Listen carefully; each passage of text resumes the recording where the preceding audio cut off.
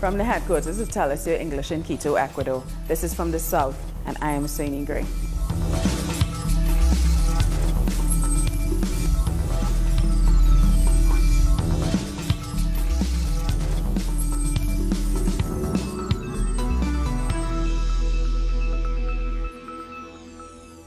We begin in Mexico, where the Migrant Caravan currently taking shelter in Mexico City has split up. On Friday, a small minority of the group started heading north again, while the rest decided to stay for one more day. Our correspondent in Mexico City, Eduardo Martinez, brings us more. A small group of this first migrant caravan decided earlier today to continue their journey towards the United States. They are on their way to the city of Queretaro, but most of the caravan has decided to stay at the shelter set up by Mexican authorities and the Office of the High Commissioner for Human Rights. They say they plan to leave on Saturday at 4 a.m. Elsewhere, nearly 200 migrants from El Salvador have been detained just before reaching the town of Matias Romero in the state of Oaxaca. They were caught by officials from the National Institute of Immigration, putting an end to their trek through Mexican territory. These are the latest updates on the mass exodus from Central America. And as the migrants have once again started to head north, Mexican authorities are allowing them to take the metro free of charge. Specially designated wagons have been set up to provide some assistance to the migrants during their long journey. These metro trains are running non-stop to their final destination at the northern edge of the state of Mexico.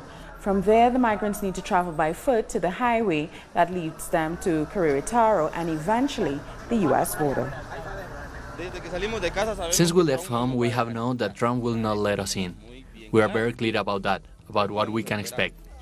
So we are grateful to Mexico, as we never expected all the help they have given us. Now, many social leaders consider members of the migrant caravans currently in Mexico to be victims of policies in their home countries.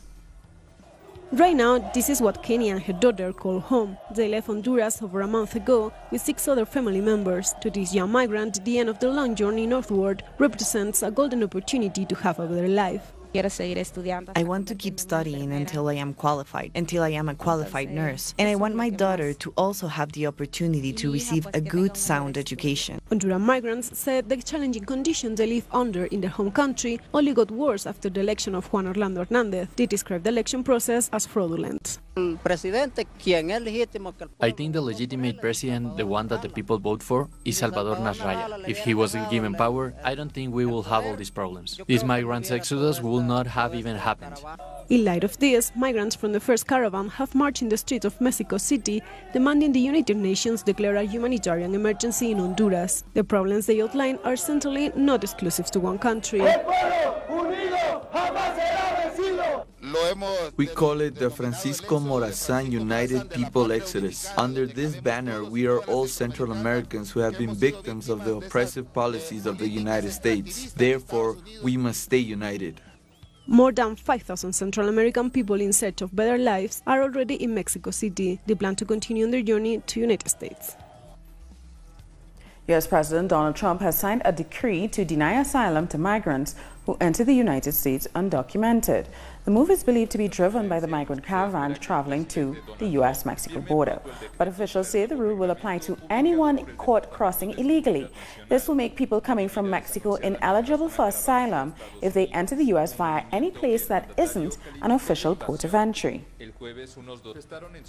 The United Nations Refugee Agency has said its legal experts are reviewing the new U.S. asylum policy. UN spokesperson Barbara Bullock said their experts are examining the new rule, which may sharply limit asylum claims to the United States.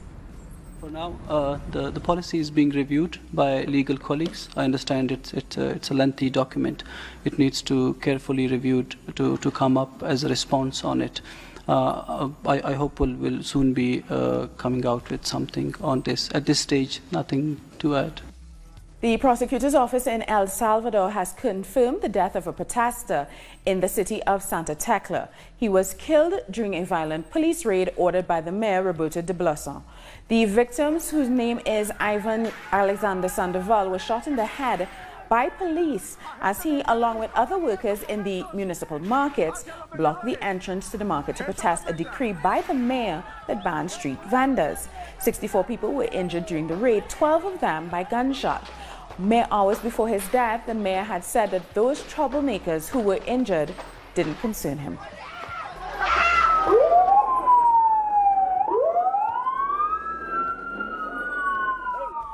And the FMLN has condemned the police and the government of Santa Tecla.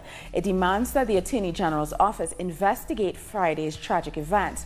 The party say they hold Mayor de Blasson responsible for the violence, arguing that his response is as a result of the intolerance and brutality of the Arena Party. The 17th meeting of the ALBA TCP in Nicaragua has concluded, with member states reasserting their support for their host country as well as for Venezuela, Bolivia and Cuba, who have resisted foreign attempts at undermining their sovereignty.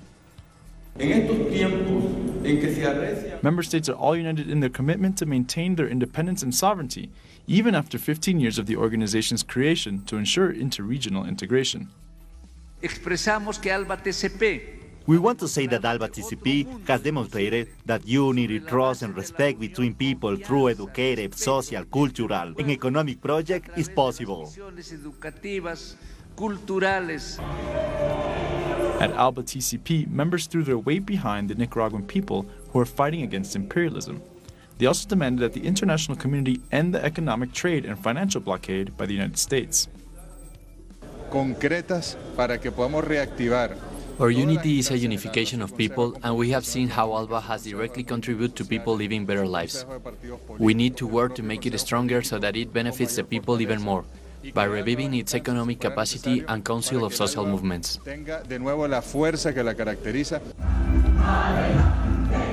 The delegation also participated at an event where supporters of the Sandinistas with Nicaraguan President Daniel Ortega commemorated the 47th anniversary of the death of one of the founders of the Sandinista movement, Carlos Fonseca Amador. The support our sister Venezuela has given to the people in the ALBA TCP has been unconditional. It has never meddled in the internal affairs of any country. Venezuela has been instrumental in the creation of ALBA TCP. The alliance has vowed to keep fighting on behalf of its people and their dignity. The next meeting will take place in Havana, Cuba. We'll take a short break now. Join us again in 1 minute.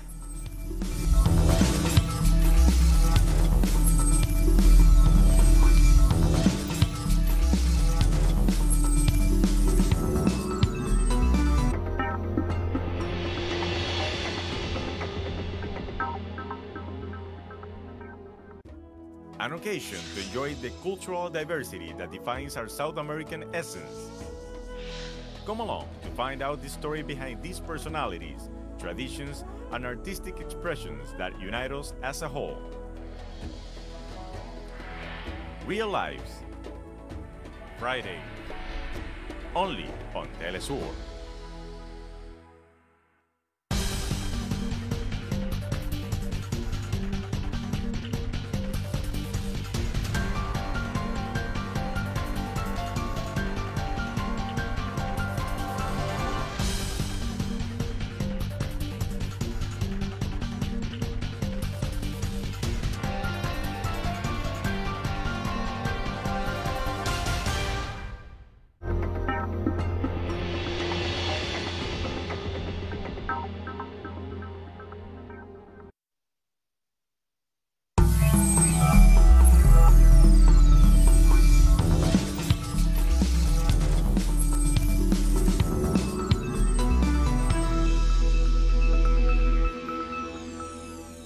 Welcome back. An Air Jamaica flight crashed during emergency landing at Guyana's Cheddi Jagan International Airport. At least 6 people rushed to hospital after the aircraft destined for Canada veered off the runway. The pilots had been forced to turn around minutes during the flight due to a hydraulic problem. The plane crashed into a fence at the airport and only stopped after it hit a large sand pile. One jet engine was completely torn off during the emergency landing. There were 118 passengers on board. She just came out of it. And a few moments ago, So to discuss the accident further, we're being joined live from Guyana by the Editor-in-Chief of the National Communication Network Incorporated, NCN, Leron Bromell. Hello, Leron. Thank you so much for joining us. Hi, Soy. How are you going? Thanks for joining you. Thanks for having me as well. Okay, how so are we going? Talk to me about this accident. We're reporting that the plane had a hydraulic malfunction that forced it to turn around. Any more details as to what actually caused the accident? We have not gotten any information. In fact, the initial reports were that there were some hydraulic issues with the aircraft coming in. However, the Guyana Civil Aviation Authority has not confirmed that. In fact, they're being very cautious about saying anything because there are two investigations on at this point in time. A local investigation by the Civil Aviation Authority here, as well as that, an international, which is going to be done by the NTSB from the US. Of course, their investigator has been identified. He is not in the country at this point in time. We don't have an exact time for when that investigator or a team is going to be here. Now, what we were told from the initial discussions today, the flight destined for Canada left around 2 a.m. this morning.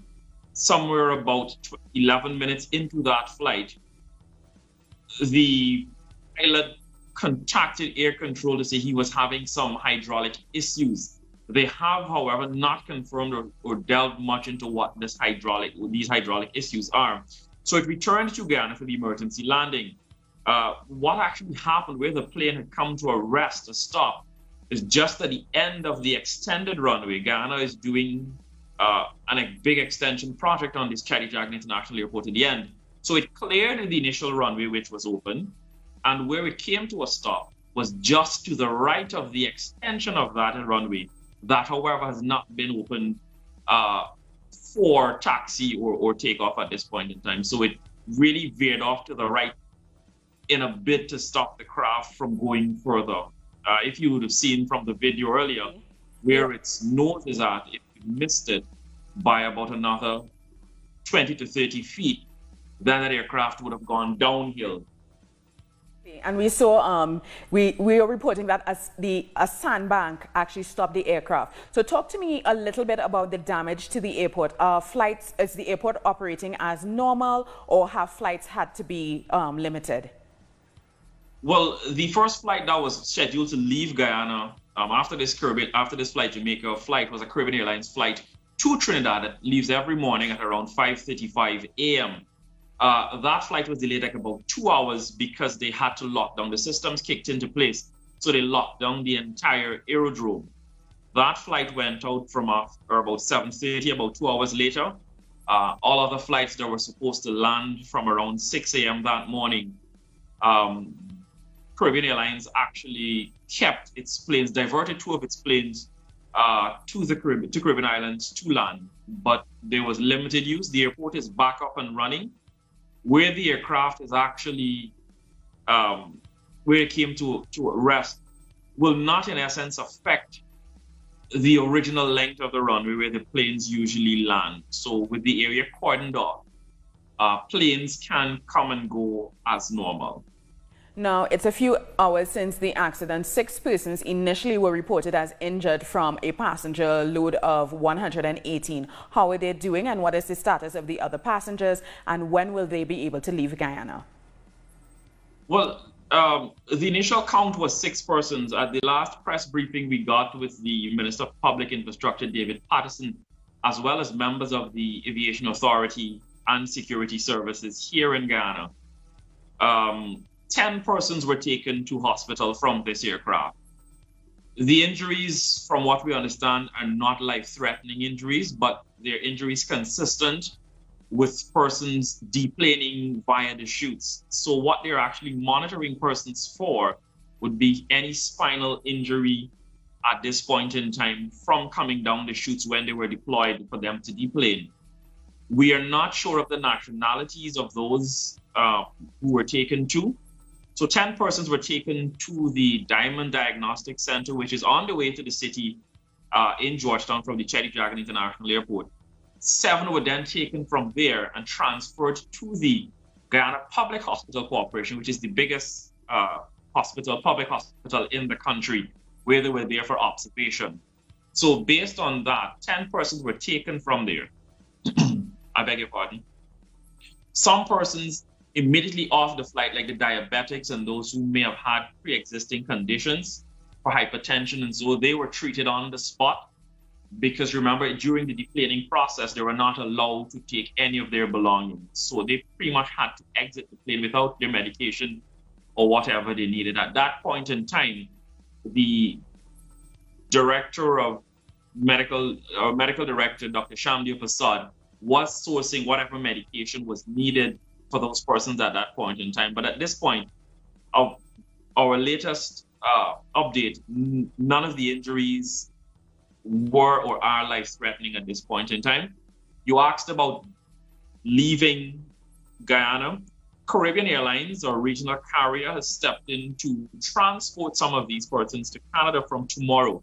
We don't have specifics on the time of when these persons are going to be, when these passengers are going to be taken out.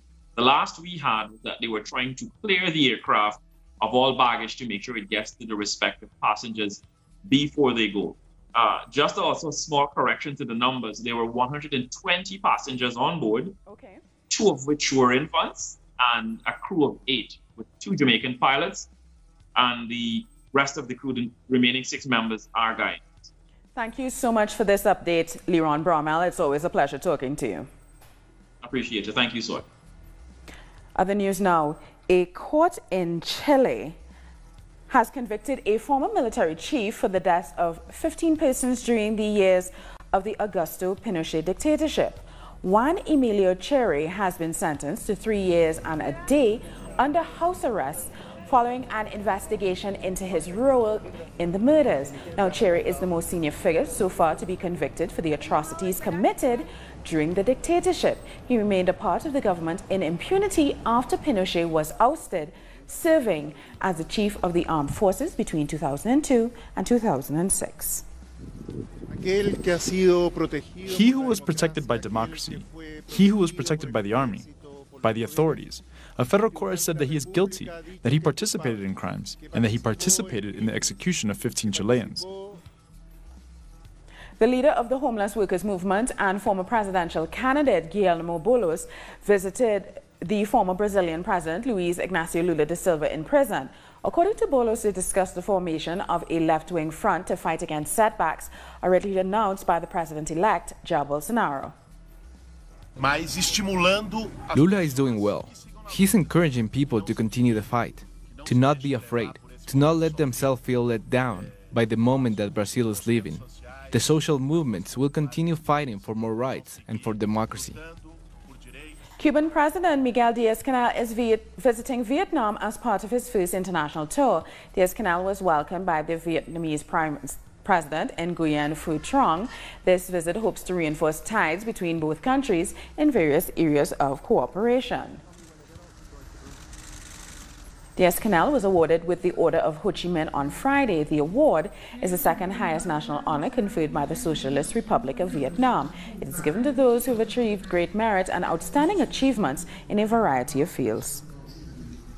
Our correspondent in Havana, Fabiola Lopez, has more on the president's visit to Vietnam. Vietnam is the 5th country President Miguel Diaz-Canel has visited during his international tour. He was welcomed on Thursday by the vice president and then took part in a tribute to the leader of the independence movement, Ho Chi Minh. Later on, he officially met the president, and both men signed an agreement to normalize trade and economic ties between their countries, which has amounted to nearly $240 million.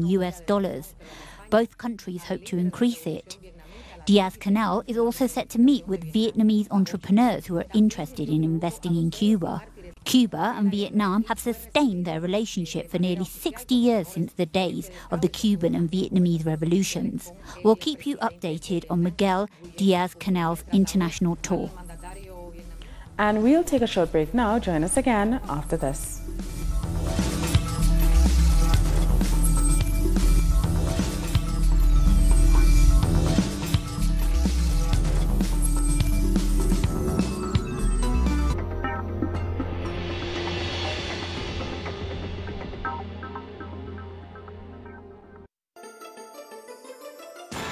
ruling world order has always subjugated the masses. But who are the actors behind every move? What are their real interests? We analyze every move on Critical Move. Weekdays, only on Telesur.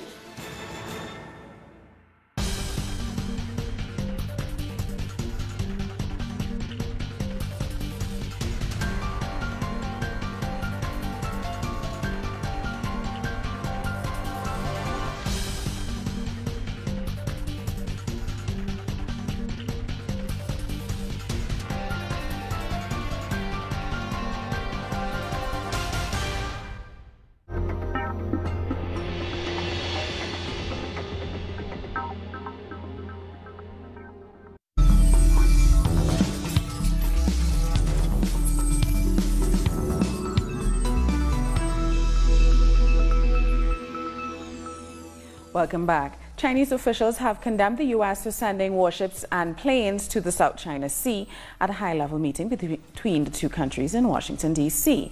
The U.S. has been warning China to hold its militarization of the disputed and strategic waterways. The talks have come at a time when relations are becoming increasingly hostile amid threats of a trade war. Both sides are trying to mitigate these issues before a possible encounter between President Donald Trump and his Chinese counterpart Xi Jinping at the Group of 20 summit in Argentina later this month. The two sides share the view of stepping up strategic trust, properly handling differences, promote exchanges and cooperation, so that this military relationship will be a source of stability for the overall bilateral ties. As two major countries, we stand to gain from cooperation and then lose from confrontation. Cooperation is the only option for us. Peaceful coexistence and cooperation will be good news for our two countries and for the world, while confrontation and conflict between the two countries will spell disaster to all. The U.S. states of Florida and Georgia are preparing for recounts amid claims of voting irregularities in the midterm elections. In Georgia, where the Republican Brian Kemp had a narrow lead, his political opponent Stacey Abrams has vowed to pursue litigation to ensure that all votes are counted. In Florida, the governor's race between the Republican Ron DeSantis and the Democrat Andrew Gillum is also heading for an automatic recount. Studies have concluded that immigration, including those seeking asylum, generally has a positive impact on the host country, especially on the economy. Economists argue for it. Here's more in this report. Litza lives close to Plaza Victoria, a neighborhood that was badly affected from the economic crisis in Greece. Things began to look up when refugees started their own small businesses. I think that they helped a lot, especially the last 2 or 3 years, because they have shops here, they work, people are used to be with them, to buy things from their shops, to go and cut their hair. Alam is a hairdresser. He fled from his war-torn country in 2002, and after long bureaucratic delays, he finally got his paper and opened his salon. He also works with Iqbal, who's from the same country. I work somewhere. It's a sweet shop, Cosmicon name, Cosmicon pastry shop. Okay. But I'm working there and also this. Sofia is a young Athenian woman that worked in various roles until she was hired by the NGO Elix to work as a teacher, teaching Greek to refugee children, a job she loves. The truth is that there are many people my age that work with refugees, especially in philology, which is my field. Due to the so-called refugee crisis, many NGOs have taken on more staff, particularly teachers, translators, and psychologists, among others. In this center, there are teachers and philologists who teach languages to the kids and also mathematics. One of the most heard claims by the far right is that migrants take jobs away from the locals. Undeniably, refugees in Greece have made a positive impact on the economy by alleviating some of the pressure enforced by the austerity measures. Natural disasters are wreaking havoc around the world. Here's more on that and some other stories from around the world. 3 wildfires are rapidly spreading through California, with one causing the evacuation of 75,000 homes. The Woolsey fire has spread over parts of Thousand Oaks in Ventura County, northwest of Los Angeles, the site of a mass shooting incident this week. The fire in the north advanced through the outskirts of the city of Chico, forcing thousands to flee. The Woolsey fire. It's approximately, it's 10,000 plus acres, and it's jumped the 101 freeway. We have many hundreds of firefighters here on the fire lines right now, many more on order. The Great March of Return protests have resumed in the Gaza Strip. Rescue workers and ambulances attended to several people injured by Israeli forces. The Gaza Health Ministry confirmed that at least 37 protesters were injured and dozens more suffered from gas inhalation. Qatar, with Israeli consent, transferred $15 million to Gaza's civil servants on Friday as part of the ongoing ceasefire talks. The representative of Qatar attended the rally and was met with mixed reactions. Some pelted his convoy while others shouted, "Long live Qatar." A flash flood has swept through Jordan's ancient city of Petra, forcing around 3,500 tourists to evacuate. The UNESCO World Heritage Site, popular with tourists, was left flooded, with no reported casualties. Footage shows flood water gushing through as people watch from the bankside. We've come to the end of this news brief. For these and many other stories, you can find them on our website at tellusyourenglish.net. And join us on social media, Facebook, Twitter, and Instagram. For Tell Us Your English, I'm Soini Gray. Thank you for watching.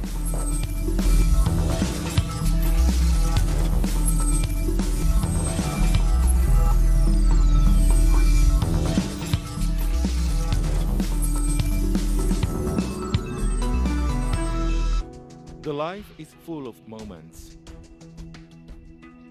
Moments of fight. Moments of